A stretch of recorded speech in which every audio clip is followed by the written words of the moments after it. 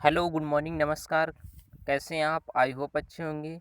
आस्था classes की official YouTube channel में आपका स्वागत है। तो चलिए, जैसा कि हम लोग भारत का भूगोल पढ़ रहे थे, तो आज हम लोग भारत के भूगोल पर भौतिक विभाजन देखेंगे। तो चलिए क्लास को शुरू करते हैं। भारत के प्राकृतिक प्रदेश में जानेंगे हम लोग पुरा चुंबकत्व। पुरा चुंबकत्व पुरा चुंबकत्व क्या होता है? पुरा चुंबकत्व अध्ययन की वह शाखा है जो चट्टानों कामा अवसादों के निर्माण के समय संरक्षित गुणों का अध्ययन कराती है। कह रहा है कि पुरा चुंबकत्व अध्ययन की वह शाखा है जो चट्टानों कामा अवसादों के निर्माण के समय संरक्षित गुणों का अध्ययन कराती है। नेक्स्ट पॉइंट देखेंगे। विज्ञान की यह शाखा प्राचीन भूवैज्ञानिक घटनाओं के अध्ययन में सहायक होती है। विज्ञान की यह शाखा प्राचीन भूवैज्ञानिक घटनाओं के अध्ययन में सहायक होती है।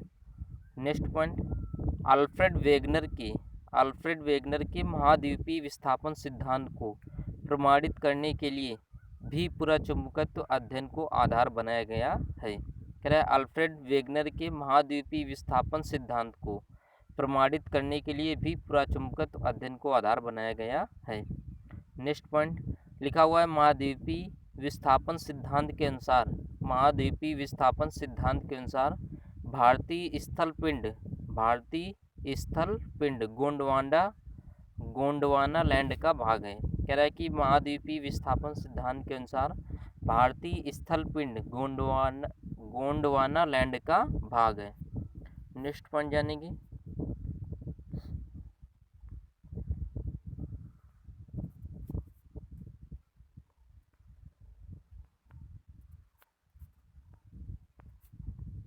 नेक्स्ट पॉइंट लिखा हुआ है, देखिए लिखा हुआ है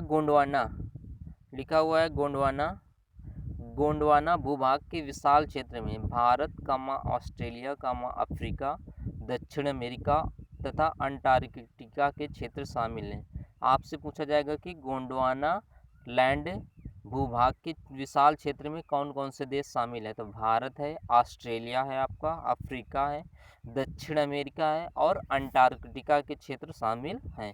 भारत, ऑस्ट्रेलिया, अफ्रीका, दक्षिण अमेरिका तथा अंटार्कटिका के क्षेत्र शामिल हैं। नेक्स्ट पॉइंट जानेंगे।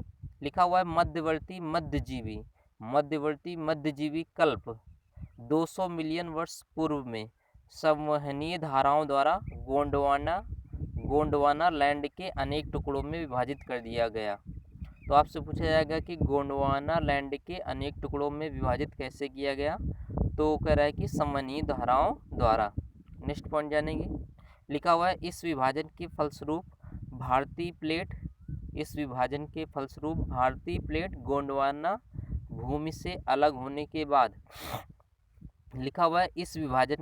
भारतीय प्लेट गोंडवाना भूमि से अलग होने के बाद उत्तर दिशा की ओर विस्थापित होने लगी। जब गोंडवाना लैंड से अलग हुआ तो ये जो प्लेट है आपकी उत्तर दिशा की ओर विस्थापित होने लगी। उत्तर दिशा की ओर विस्थापन के परिणाम स्वरूप भारतीय प्लेट अपने से अधिक विशाल प्लेट और यूरेशियन प्लेट से टकराई। और किससे टकराई? यूरेशियन प्लेट से टकराई। भारतीय प्लेट जो है उत्तर दिशा की ओर विस्थापित हुई और ये क्या हुआ कि ये अपने से अधिक विशाल प्लेट बनी और ये क्या हुआ? यूरेशियन प्लेट से टकराई। फिर क्या हुआ? इस टकराव के कारण इन दोनों प्लेटों के, भारतीय प्लेट और यूरेशियन प्लेट के बीच स्थित टेथिस सागर, कौन सा? टेथिस सागर के अवसादी चट्टान वलित होकर हिमालय और पश्चिम एशिया की पर्वतीय श्रृंखला के रूप में विकसित हो गए। जब आपकी भारतीय प्लेट और यूरेशियन प्लेट का टकराव हुआ तो क्या हुआ? जो बीच में एक सागर स्थित था उस सागर का नाम क्या था? टेथिस सागर के अवसादी चट्टान वलित होकर हिमालय और पश्चिम एशिया की पर्वतीय श्रृंखला के रूप में विकसित हो गए। तो जो जब अवसादी प्लेट और भारतीय प्लेट और यूरेशियन प्लेट का जब टकराव हुआ तो ये जो टेथिस सागर के अवसादी चट्टान थे वलित होकर हिमालय और पश्चिम एशिया की पर्वतीय श्रृंखला के रूप में विकसित हो गए। नेक्स्ट पॉइंट जानेंगे।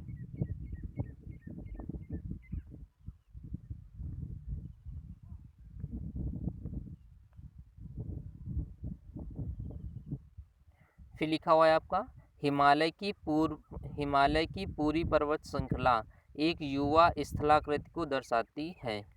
हिमालय की जो पूरी श्रृंखला है हिमालय की पूरी पर्वत श्रृंखला एक युवा स्थलाकृति को दर्शाती है। इसमें ऊंचे शिखर, गहरी घाटियां तथा तेज बहने वाली नदियां हैं। जो हिमालय की पूरी पर्वत श्रृंखला एक युवा स्थलाकृति को दर्शाती है। इसमें ऊंचे शिखर मिलेंगे आपको, गहरी घाटियां मिलेंगी और तेज बहने वाली नदियां मिलेंगी।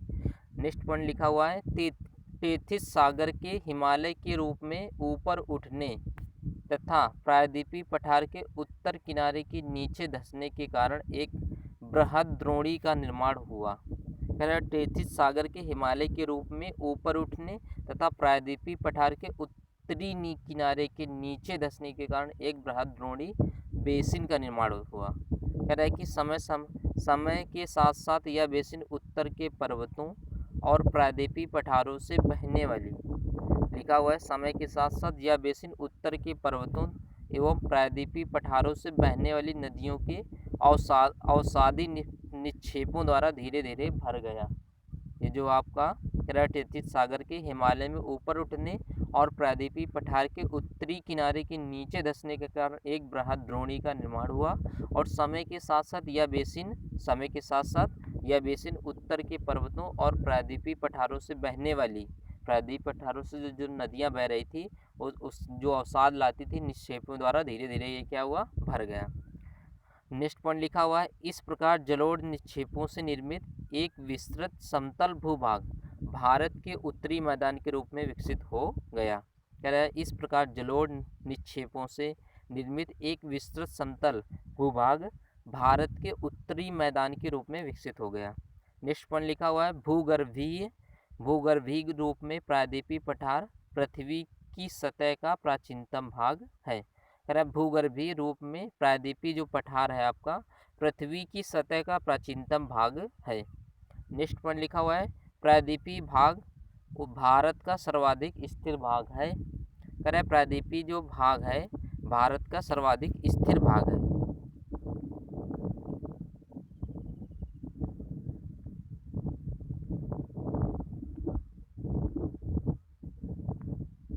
फिर नेक्स्ट पॉइंट जानेंगे लिखा हुआ है प्रायद्वीपीय पठार आग्नेय और रूपांतरित शैलों वाली प्रायद्वीपीय पठार आग्नेय तथा रूपांतरित शैलों वाली कम ऊंची पहाड़ियों एवं चौड़ी घाटियों से बना है। आपका पूछा जाएगा कि प्रायद्वीपीय पठार किससे बना है, तो आग्नेय और रूपांतरित शैलों वाली कम ऊंची पहाड़ियों और चौड़ी घाटियों से बना है। नेक्स्ट पॉइंट जानेंगे लिखा हुआ है मेघालय पठार प्रायद्वीपीय पठार का वाइसराय है। कह रहा है मेघालय जो पठार है प्रायद्वीपीय पठार का वाइसराय है। लिखा हुआ है यह समतल भूमि का यह एक समतल भूमि है, यह एक क्या है, समतल भूमि है जो भ्रंशन के कारण भारतीय प्रायद्वीप से मालदा गैप द्वारा पृथक हो गया। कह रहा है यह एक समतल भूमि है जो भ्रंशन के कारण भारतीय प्रायद्वीप से मालदा गैप द्वारा अलग हो गया। पृथक मीन्स क्या हो गया, अलग हो गया। नेक्स्ट पॉइंट कह रहा है भारत के पश्चिमी तट का निर्माण भूमि के उत्थान और निर्गमन के कारण हुआ है। कह रहा है कि भारत के पश्चिमी तट का निर्माण भूमि के उत्थान और निर्गमन के कारण हुआ है। नेक्स्ट पॉइंट जानेंगे भारत की भूमि बहुत अधिक भौतिक विभिन्नताओं को दर्शाती है। भारत की भूमि बहुत अधिक भौतिक विभिन्नताओं को दर्शाती है, इसलिए भारत को 4 प्राकृतिक प्रदेशों में विभाजित किया जाता है। तो नंबर फर्स्ट में कौन सा है, उत्तर का पर्वतीय क्षेत्र।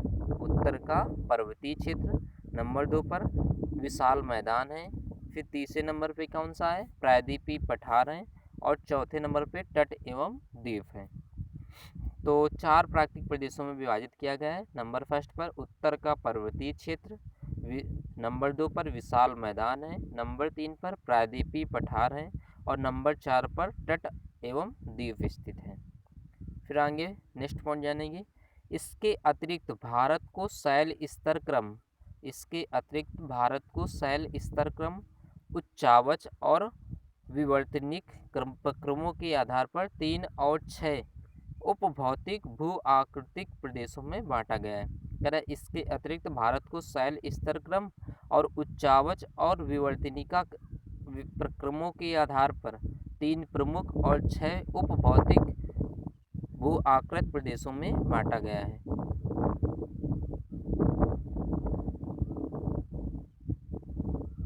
ये प्रदेश को फिर आगे देखेंगे।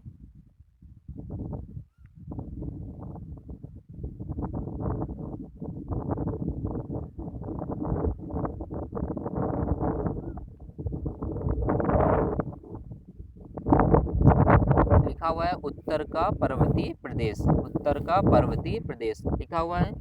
हिमालय विश्व की सबसे ऊंची पर्वत श्रेणी है। हिमालय विश्व की सबसे ऊंची पर्वत श्रेणी है।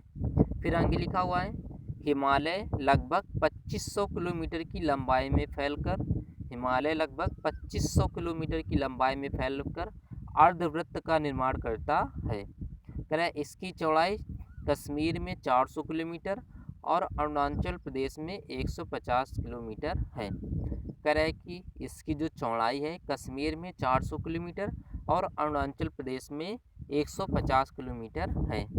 नेक्स्ट पॉइंट कह रहा है भारत के प्रमुख हिमालयी राज्य, भारत के प्रमुख हिमालयी राज्य डैश केंद्र शासित प्रदेश जैसे जम्मू कश्मीर, लद्दाख, हिमाचल प्रदेश, उत्तराखंड, सिक्किम, अरुणाचल प्रदेश, मेघालय, नागालैंड, मणिपुर, मिजोरम और त्रिपुरा हैं। कह रहा है कि भारत के प्रमुख हिमालयी राज्य एवं केंद्र शासित प्रदेश जम्मू कश्मीर आपका है, लद्दाख क्षेत्र आपका आ जाएगा, हिमाचल प्रदेश, उत्तराखंड हो जाएगा, सिक्किम हो जाएगा, अरुणाचल प्रदेश हो जाएगा, मेघालय, नागालैंड, मणिपुर, मिजोरम और त्रिपुरा हैं। नेक्स्ट पॉइंट कह रहा है हिमालय के पश्चिमी भाग की अपेक्षा, हिमालय के पश्चिमी भाग की अपेक्षा पूर्वी भाग की ऊंचाई में अधिक विविधता पाई जाती है। कह रहा है हिमालय के पश्चिमी भाग की अपेक्षा पूर्वी भाग की ऊंचाई में अधिक विविधता पाई जाती है। नेक्स्ट पॉइंट लिखा हुआ है हिमालय के निर्माण की आयु के आधार एवं वलयों की तीव्रता के आधार पर 4 समांतर संरचनात्मक क्षेत्रों में बांटा जा सकता है। कह रहा है कि हिमालय को निर्माण की आयु के आधार और वलयों की तीव्रता के आधार पर 4 समांतर संरचनात्मक क्षेत्रों में बांटा जा सकता है। नंबर फर्स्ट पर ट्रांस हिमालय, इसे कहते हैं तिब्बत का क्षेत्र, तिब्बत मीन्स क्या होता है, तिब्बत से मतलब ये चाइना से, ट्रांस हिमालय। नंबर 2 पर बृहद हिमालय, इसे महान हिमालय के नाम से भी जाना जाता है। नंबर तीसरा आ जाएगा आपका लघु हिमालय, लघु हिमालय को हम लोग मध्य हिमालय भी कहते हैं। नंबर 4 नंबर पे आ जाएगा बाय उप हिमालय, और बाय उप हिमालय को शिवालिक भी कहा जाता है। तो नंबर फर्स्ट पर कौन सा आ जाएगा, ट्रांस हिमालय, इसे तिब्बत का क्षेत्र कहा जाता है, तिब्बत मीन्स चाइना, चीन का क्षेत्र। नंबर 2 बृहद हिमालय, इसे महान हिमालय भी कहते हैं। नंबर 3 पर आ जाएगा लघु हिमालय, इसे मध्य हिमालय भी कहा जाता है। नंबर 4 पे आ जाएगा बाय उप हिमालय, और ये शिवालिक कहते हैं इसे। तो ट्रांस हिमालय देख लेते हैं। ट्रांस हिमालय का ट्रांस हिमालय का आंतरिक रूप से उत्थान क्रिटेशियस टर्सियस काल तक हुआ था। कह रहा है कि ट्रांस हिमालय का आंतरिक रूप से उत्थान क्रिटेशियस काल से टर्सरी काल तक हुआ था। इस प्रकार यह हिमालय की सबसे प्राचीन श्रेणी है। तो आपसे पूछा जाएगा कि हिमालय की सबसे प्राचीन श्रेणी कौन सी है, तो आप क्या बताएंगे, ट्रांस हिमालय। और पूछा जाएगा कि ट्रांस हिमालय का आंतरिक रूप से उत्थान किस काल से किस काल तक हुआ, तो क्रिटेशियस काल से टर्सरी काल तक हुआ। नेक्स्ट पॉइंट देखेंगे।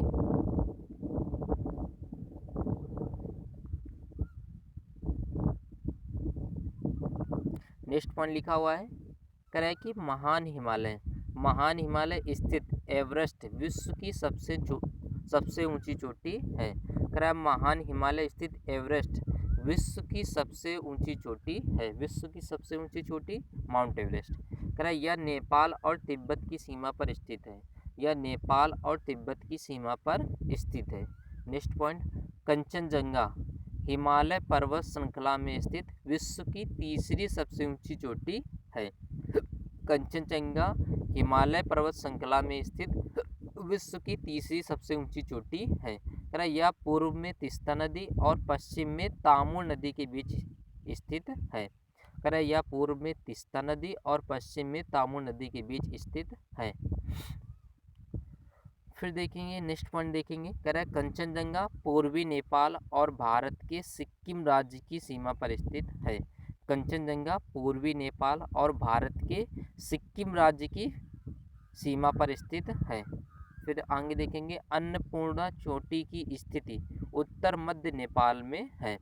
अन्नपूर्णा चोटी की स्थिति उत्तर मध्य नेपाल में है। फिर कह रहा है कि धौलागिरी चोटी भी नेपाल के मध्य में स्थित है। धौलागिरी चोटी भी नेपाल के मध्य में स्थित है। नेक्स्ट पॉइंट देखेंगे। हिमालय के इस भाग का क्रोड ग्रेनाइट का बना है। हिमालय के इस भाग का क्रोड ग्रेनाइट का बना है। यह श्रृंखला हमेशा बर्फ से ढकी रहती है। आगे नेक्स्ट पॉइंट। इसमें बहुत ही हिमानियों का प्रभाव होता है। इसमें बहुत सी हिमानियों का प्रवाह होता है, इसलिए हिमालय से निकलने वाली नदियाँ सतत बहनी हैं। जो हिमालय से निकलने वाली नदियाँ होती हैं ये हमेशा इनमें पानी का प्रवाह होता रहता है। Next point.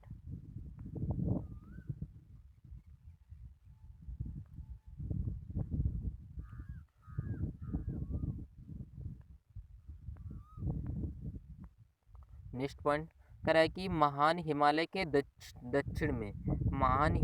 दक्षिण में श्रृंखलाओं को लघु हिमालय या मध्य हिमालय कहा जाता है। महान हिमालय के दक्षिण में स्थित श्रृंखलाओं को लघु हिमालय या मध्य हिमालय कहा जाता है। इसका निर्माण मुख्यतया अत्यधिक संपीड़ित और परिवर्तित शैलों से हुआ है। अत्यधिक संपीड़ित और परिवर्तित शैलों से हुआ है। इनकी ऊंचाई 3700 मीटर से 4500 मीटर के बीच तथा 60 से 80 किलोमीटर चौड़ा है। इनकी ऊंचाई अगर देखा जाएगा तो 3700 मीटर से 4500 मीटर के बीच स्थित है और चौड़ाई इनकी 60 से 80 किलोमीटर चौड़ा है। कह रहा है मध्य हिमालय में पीर पंजाल श्रृंखला सबसे लंबी है। मध्य हिमालय में पीर पंजाल श्रृंखला सबसे लंबी है। फिर कह रहा है धौलाधर और महाभारत श्रृंखलाएं भी महत्वपूर्ण हैं। धौलाधर और महाभारत श्रृंखलाएं भी महत्वपूर्ण हैं। इसी श्रृंखला में कश्मीर की घाटी और हिमाचल की कांगड़ा और कुलू घाटियां स्थित हैं। तो कह रहा है कि इसी श्रृंखला में कश्मीर की घाटी और हिमालय की कांगड़ा घाटी और कुलू घाटियां स्थित हैं। कह रहा है कि हिमालय की सबसे बाहरी श्रृंखला को शिवालिक कहा जाता है। हिमालय की सबसे बाहरी श्रृंखला को शिवालिक कहा जाता है। इनकी चौड़ाई 10 से 50 किलोमीटर होती है तथा ऊंचाई 900 से 1100 मीटर होती है। नेक्स्ट पॉइंट आएंगे। ये श्रृंखलाएं उत्तर में स्थित मुख्य हिमालय की श्रृंखलाओं से नदियों द्वारा लाई गई असंपीड़ित अवसादों से बनी है। ये श्रृंखलाएं उत्तर में स्थित मुख्य हिमालय की श्रृंखलाओं से नदियों द्वारा लाई गई असंपीड़ित अवसादों से बनी है।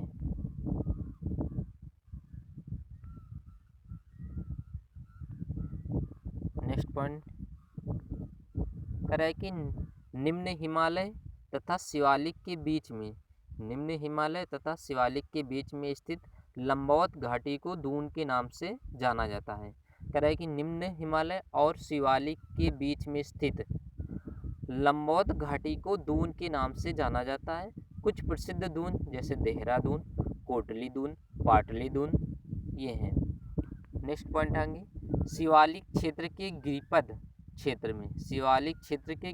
क्षेत्र में पश्चिम में सिंधु से पूर्व में तीस्ता के बीच फैले समतल मैदान को भाबर कहा जाता है। शिवालिक क्षेत्र के गिरिपद क्षेत्र में पश्चिम में सिंधु से और पूर्व में तीस्ता के बीच फैले समतल मैदान को भाबर कहा जाता है। भाबर मैदान की चौड़ाई पूर्व में कम है और पश्चिम में अधिक पाई जाती है। जो भाबर का मैदान है इसकी चौड़ाई पूर्व में तो कम है लेकिन पश्चिम में अधिक पाई जाती है। भाबर के दक्षिण में 15 से 30 किलोमीटर चौड़ा दलदली क्षेत्र फैला हुआ है जिसे तराई कहा जाता है। भाबर के दक्षिण में 15 से 30 किलोमीटर चौड़ा दलदली क्षेत्र पाया जाता है जिसे हम लोग क्या कहते हैं, तराई कहते हैं। कह रहा है महान हिमालय के उत्तर में ट्रांस हिमालय स्थित है। महान हिमालय के उत्तर में ट्रांस हिमालय स्थित है। कह रहा है कि पामीर की गांठ तिब्बत और ट्रांस हिमालय में ही स्थित है। पामीर की गांठ ट्रांस हिमालय में ही स्थित है। कह रहा है काराकोरम, लद्दाख और जास्कर पर्वत श्रेणियां ट्रांस हिमालय का ही भाग है। काराकोरम, लद्दाख, जास्कर, काराकोरम लद्दाख और जास्कर पर्वत श्रेणियां ट्रांस हिमालय का ही भाग है। तो ट्रांस हिमालय का भाग कौन कौन है? काराकोरम, लद्दाख और जास्कर। फिर आगे लिखा हुआ है नेक्स्ट पॉइंट, हिंदू धर्म का पवित्र कैलाश पर्वत।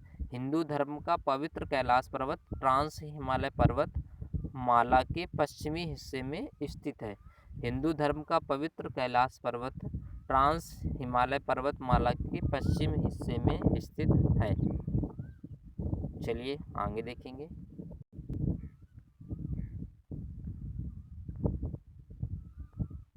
नेक्स्ट पॉइंट जानेंगे। लिखा हुआ है हिमालय के पश्चिम से पूर्व तक। हिमालय को पश्चिम से पूर्व तक स्थित क्षेत्रों के आधार पर भी विभाजित किया गया है। इन वर्गीकरणों को नदी घाटियों की सीमाओं के आधार पर किया गया है। उदाहरण के लिए सतलज और सिंधु के बीच स्थित हिमालय के भाग को पंजाब हिमालय के नाम से जाना जाता है। तो आपसे पूछा जाएगा कि सतलज और सिंधु के बीच के हिमालयी भाग को किस नाम से जाना जाता है? तो पंजाब हिमालय के नाम से जाना जाता है। फिर आगे नेक्स्ट पॉइंट, पश्चिम से पूर्व तक क्रमशः इसे कश्मीर और हिमांचल और हिमालय नाम से जाना जाता है। पश्चिम से पूर्व तक इसे कश्मीर तथा हिमांचल, हिमालय नाम से जाना जाता है। नेक्स्ट पॉइंट, सतलज तथा काली नदियों के बीच स्थित हिमालय के भाग को कुमायूं हिमालय के नाम से जाना जाता है। सतलज और सिंधु के बीच का क्षेत्र तो पंजाब हिमालय कहलाता है, लेकिन सतलज और काली नदियों के बीच का क्षेत्र कुमायूं हिमालय के नाम से जाना जाता है। तथा नेक्स्ट पॉइंट देखेंगे, काली और तीस्ता नदियों के बीच स्थित हिमालय के भाग को नेपाल हिमालय के नाम से जाना जाता है। काली और तीस्ता नदियों के बीच का क्षेत्र क्या कहलाता है? नेपाल हिमालय।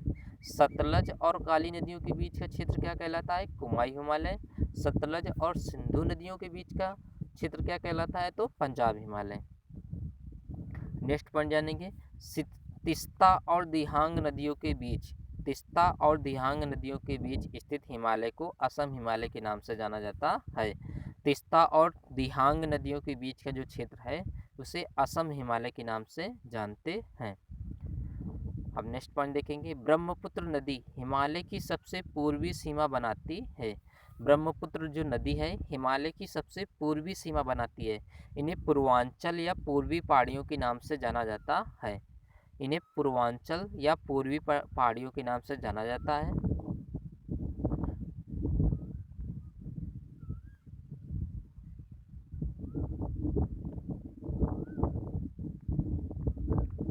ये पहाड़ियाँ उत्तर पूर्वी राज्यों से होकर गुजरती हैं।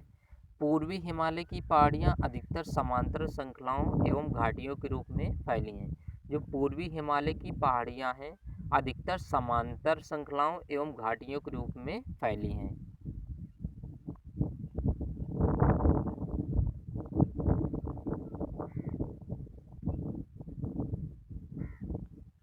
नेक्स्ट पॉइंट देखेंगे,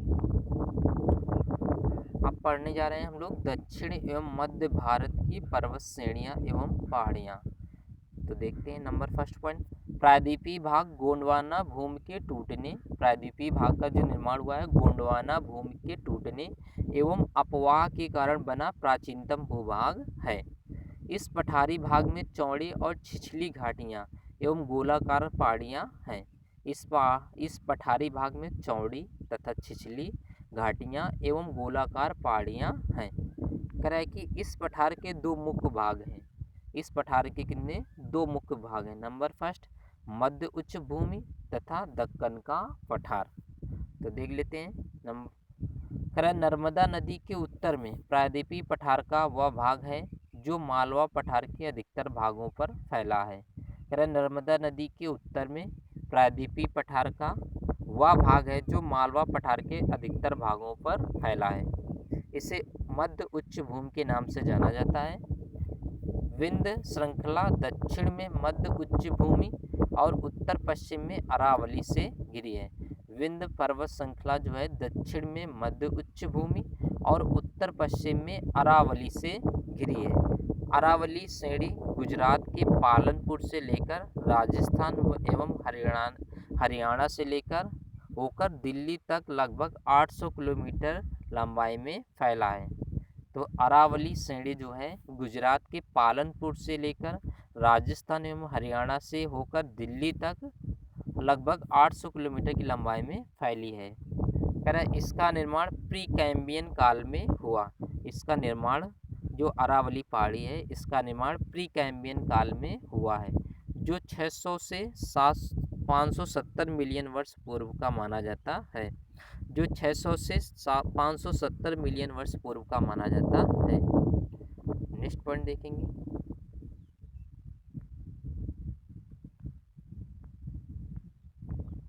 कह रहा है कि यह भारत की प्राचीनतम पर्वत श्रृंखला है। अरावली जो श्रेणी है यह भारत की प्राचीनतम पर्वत श्रृंखला है, जबकि विश्व की सबसे प्राचीन एवं पर्वत श्रृंखलाओं में से एक है।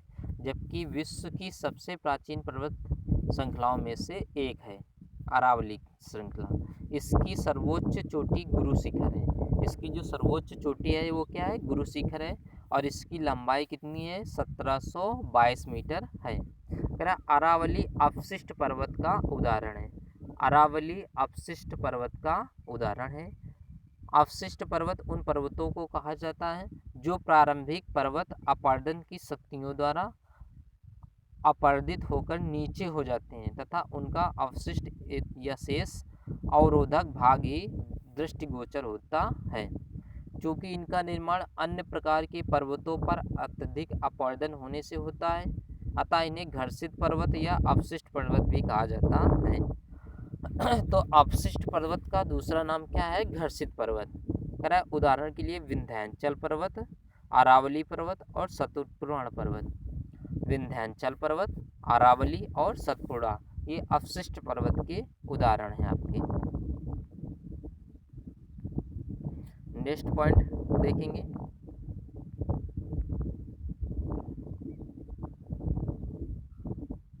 सतपुड़ा श्रेणियाँ दक्कन पठार का भाग हैं। जो सतपुड़ा श्रेणियाँ हैं दक्कन पठार का भाग है। इनका विस्तार मध्य प्रदेश व महाराष्ट्र राज्यों में है। इन श्रेणियों के उत्तरी भाग पर नर्मदा नदी और दक्षिणी भाग पर ताप्ती नदी बहती है। सतपुड़ा श्रेणियाँ दक्कन पठार का भाग हैं। इनका विस्तार मध्य प्रदेश व महाराष्ट्र राज्यों में है। इन श्रेणियों के उत्तरी भाग पर नर्मदा नदी और दक्षिणी भाग पर ताप्ती नदी बहती है। सतपुड़ा श्रेणियाँ इन दोनों नदियों के मध्य में स्थित है। तो सतपुड़ा श्रेणी नर्मदा और ताप्ती नदी के मध्य में स्थित है। और कह रहा है कि अजंता श्रेणी महाराष्ट्र राज्य के औरंगाबाद जिले में स्थित है। जो अजंता की श्रेणी है महाराष्ट्र राज्य के औरंगाबाद जिले में स्थित है। नेक्स्ट पॉइंट कह रहा है धूपगढ़ चोटी सतपुड़ा श्रेणी की सबसे ऊंची चोटी है। धूपगढ़ चोटी जो है सतपुड़ा श्रेणी की सबसे ऊंची चोटी है। यह पंचमढ़ी में स्थित है। फिर आगे पश्चिमी घाट को सह्याद्री के नाम से भी जाना जाता है। पश्चिमी घाट को सह्याद्री के नाम से भी जाना जाता है। पश्चिमी घाट की औसत ऊंचाई लगभग 1200 मीटर है। पश्चिमी घाट की औसत ऊंचाई लगभग कितनी है? 1200 मीटर है। केरल में इसे सव्य पर्वतम के नाम से जाना जाता है। पश्चिमी घाट को हम लोग सह्याद्री के नाम से जानते हैं और इसकी औसत ऊंचाई 1200 मीटर है। और केरल में इसे सव्य पर्वतम के नाम से जाना जाता है। कह रहा है कि पश्चिमी घाट की सबसे ऊंची चोटी केरल में स्थित अनायमुड़ी चोटी है। पश्चिमी घाट की सबसे ऊंची चोटी केरल में स्थित अनायमुड़ी चोटी है जो 2695 मीटर है। फिर नेक्स्ट पॉइंट कह रहा है कि पश्चिमी घाट का विस्तार पश्चिमी सागर तट के समांतर गुजरात से लेकर तमिलनाडु तक लगभग 1500 मीटर की लंबाई में उत्तर में ताप्ती की मुहाने से और दक्षिण में कुमारी अंतरिक्ष तक पाया जाता है। कह रहा है पश्चिमी घाट का विस्तार पश्चिमी सागर तट के समांतर गुजरात से लेकर तमिलनाडु तक लगभग 1500 किलोमीटर की लंबाई में उत्तर में ताप्ती की मुहाने से दक्षिण में कुमारी अंतरिक्ष तक पाया जाता है।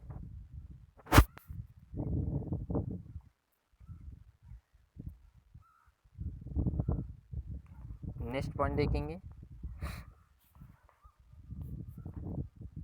कह रहा है ये बृहस्पति ब्लॉक पर्वत है जिनका निर्माण स्थल के खंड के अरब सागर में अपसंवलन के कारण हुआ है। कह रहा है ये बृहस्पति ब्लॉक पर्वत है जिनका निर्माण स्थल के खंड के अरब सागर में अपसंवलन के कारण हुआ है।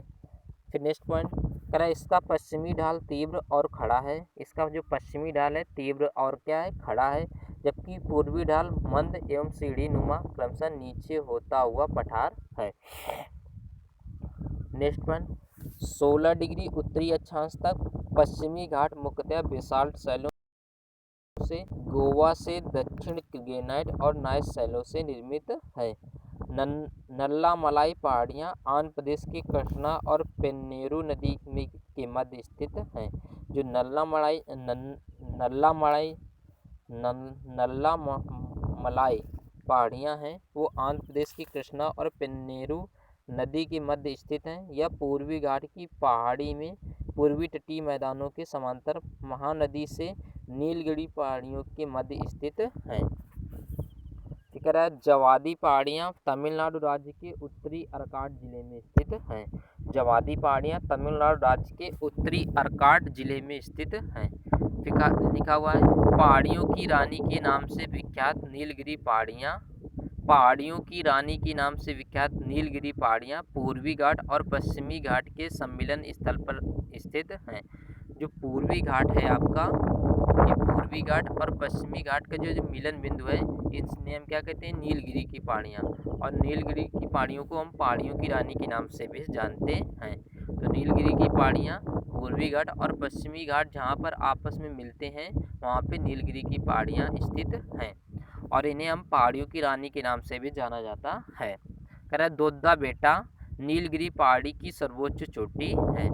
जो दोद्दा बेटा है नीलगिरी पहाड़ी की सर्वोच्च चोटी है। आगे नेक्स्ट पॉइंट देखेंगे।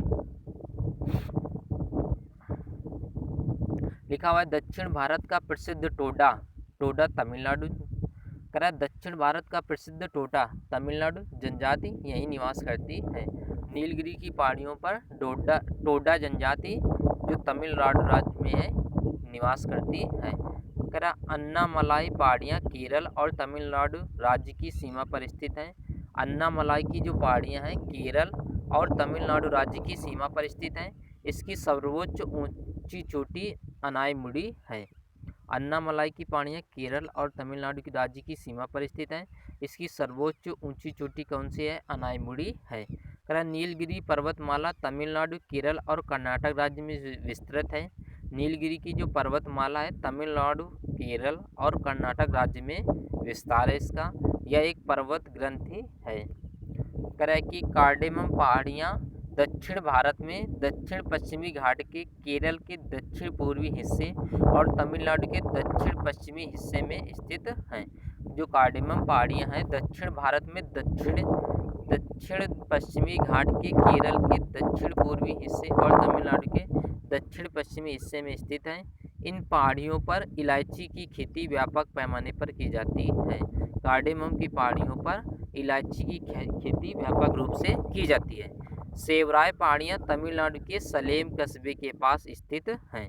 सेवराय की जो पहाड़ियाँ हैं तमिलनाडु के सलेम कस्बे के पास स्थित हैं। लगभग 50 वर्ग किलोमीटर क्षेत्रफल पर विस्तृत ये पहाड़ियाँ पूर्वी घाट का हिस्सा हैं। कह लगभग 50 वर्ग किलोमीटर क्षेत्रफल पर विस्तृत ये पहाड़ियाँ पूर्वी घाट का हिस्सा हैं। फिर लिखा हुआ है तमिलनाडु का प्रसिद्ध हिल स्टेशन यारकाड इन्हीं पहाड़ियों पर स्थित है। सेवराय की पहाड़ियों पर तमिलनाडु का प्रसिद्ध हिल स्टेशन यारकाड इन्हीं पहाड़ियों पर स्थित है। महादेव पहाड़ियाँ सतपुड़ा श्रेणी का भाग हैं। महादेव जो पहाड़ियाँ हैं सतपुड़ा पर्वत श्रेणी का भाग हैं जो मध्य प्रदेश राज्य में स्थित हैं। फिर नेक्स्ट पॉइंट देखेंगे।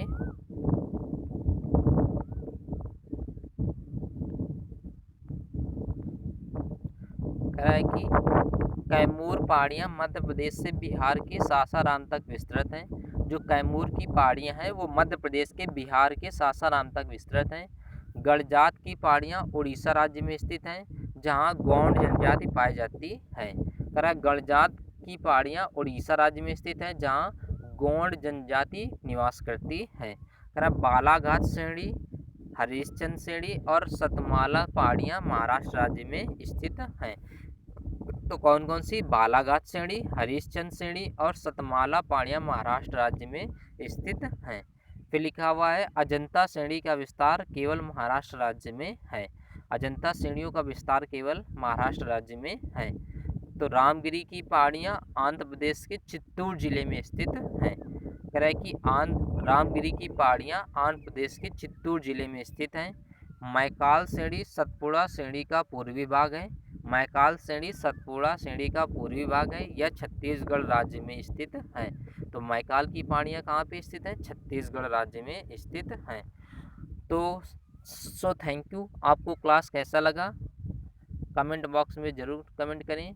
और दोस्तों, अगर आपको वीडियो पसंद हो तो लाइक और शेयर ज़रूर करें और चैनल को सब्सक्राइब करें। Thank you.